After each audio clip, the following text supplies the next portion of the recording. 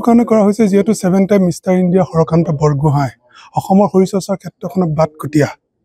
যেহেতু তেখেতৰ আদৰ্শলৈ আজি বিজিত গগৈয়ে আগবাঢ়িব পাৰিছিল শিৱসাগৰত শৰীৰচৰ্চাৰ ক্ষেত্ৰত বাটকটীয়া হৰকান্ত বৰগোহাঁই দেখুৱাইছিলে গণকপতিত কসমপলিটান ক্লাব বুলি এটা ক্লাব খুলিছিলে সেই ক্লাবত আমাৰ জয়ন্ত কাইদেউ ৰাজেন চুতীয়াহঁতে তাত আৰম্ভ কৰিছিলে আমাৰ বাবুল গগৈৰ ঘৰত তো কথা হ'ল কি শিৱসাগৰৰ পৰা যেতিয়া আৰম্ভ হৈছিল অসমত শৰীৰচৰ্চাটো শিৱসাগৰৰ পৰা আৰম্ভ হৈছিল আৰু তেখেত শিৱসাগৰ মেছাগৰ মানুহ আমাৰ এজন আদৰ্শ ব্যক্তি যেতিয়া ঢুকাই গৈছে আমাৰ প্ৰত্যেকৰ দায়িত্ব সেইকাৰণে শিৱসাগৰীয় হিচাপে আমি তেখেতক লৈ গৌৰৱান্বিত কৰিছোঁ তেখেতৰ আদৰ্শক লৈ আজি বিজিত গগৈ মিষ্টাৰ ইণ্ডিয়া হৈছে বিপুল নন্দীগড়ে ইয়াতে এছিয়ান গেমছৰ 82ত ৱেইট লিফটিঙত ট্ৰায়েল দিছিলে তো এইটো কাৰণে আমি শিৱসাগৰ গৌৰৱান্বিত আৰু আজি অনুষ্ঠানটো আমি আৰম্ভ কৰিছোঁ প্ৰথম তো তেখেতৰ শ্ৰদ্ধা জনাইছোঁ এই শ্ৰদ্ধাত আমি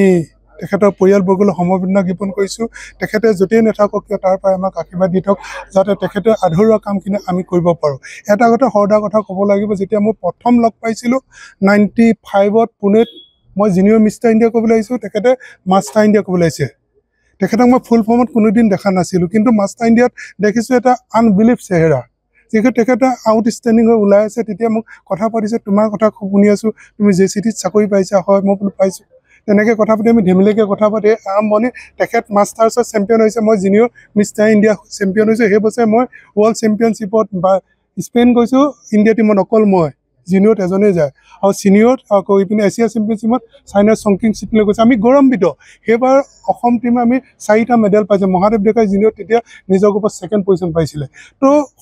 সৰদা আহিছে তাতে সদানন্দ গগৈও আছিলে মাষ্টাৰ্ছত খেলিছিলে একে গ্ৰুপতে পৰিছিলে তেওঁ ৰানাৰ্ছ আপ হৈছিলে তো সেইকাৰণে এইসকল বাটকটে অসমৰ যিসকল শৰীৰচৰ্চা কৰিছিলে সকলো হাই কোৱালিফাই এডুকেশ্যনৰ ফালৰ পৰাই কিয় কি নকওক কিন্তু অনাগত দিনত আমি দেখিছোঁ যে এই শৰীৰচৰ্চাৰ ক্ষেত্ৰখন অসমত বহুত পটেঞ্চিয়েল আছে শিৱসাগৰত বহুত পটেঞ্চিয়েল আছে Harakanta Borgohain truly purely natural body builder আজি আপোনালোকে ফটোবিলাক দেখিছে সেইকাৰণে কৈছোঁ অসমৰ সমগ্ৰ বহুতে নাজানে তেখেতক কিন্তু যিসকলে দেখিছে ছাৰ্ভিচেছৰ যেতিয়া প্লেয়াৰসকল আহে ৰেলৱেসকল যিসকল খেলুৱৈ আহে অসমৰ বাহিৰৰ যিমানবিলাক মিষ্টাৰ ইণ্ডিয়া হয় তেতিয়া কয় SK বৰগোহাঁই কিয় লাগতা হে মোক সোধে SK বৰগোহাঁই কি হয় তোমাৰ তেওঁতকৈ তেনে জবৰদস্ত হৈছে বুলি কয় সেয়ে তেখেতৰ আজি ক'বলৈ বহুত ভাষা নাই তেখেতৰ কথা আমি পাতিম শিৱসাগৰত আজি আপোনালোকৰ মিডিয়াৰ যোগেদি আমি তেখেতৰ পৰিয়ালবৰ্গলৈ সমবেদনা জ্ঞাপন কৰিছোঁ শিৱসাগৰ জিলা ফিটনেছ এছ'চিয়েশ্যন তথা শুভাকাংক্ষীসকলৰ হৈ ধন্যবাদ তেখেত আমাৰ কাৰণে প্ৰেৰণা আছিল তেখেতে 7বাৰ মিষ্টাৰ ইণ্ডিয়াই নহয় তেতিয়া যিহেতু তেওঁ এছিয়া চিটো 3য় স্থান পাবলৈ সক্ষম হৈছিল আৰু মিষ্টাৰ ৱৰ্ল্ড মিষ্টাৰ ইউনিভাৰ্ছতো যোগদান কৰিছিল আৰু তেখেত আমাৰ কাৰণে আদৰ্শ আছিল আৰু তেখেতে গোটেই অসমত বিভিন্ন ঠাইত শৰীৰ দেহস্থ প্ৰদৰ্শন কৰি উঠি অহা নৱপ্ৰজন্মক শৰীৰচৰ্চাৰ প্ৰতি অনুৰাগিত কৰি আগবঢ়াই লৈ গৈছিল সেইজন ব্যক্তি গতিকে আমাৰ অসমৰ শৰীৰচৰ্চাৰ ক্ষেত্ৰত আৰু লৌহ ক্ৰীড়াৰ ক্ষেত্ৰত বাটকটীয়া আছিল সেই বাটকটীয়াজন আজি আমাৰ মাজৰ পৰা আমি হঠাতে তেখেত নাইকিয়া হৈ গ'ল তেখেতৰ মৃত্যুত আমি অত্যন্ত দুখ পাইছোঁ আৰু অসমে এটা অপূৰণীয় ক্ষতি হৈছে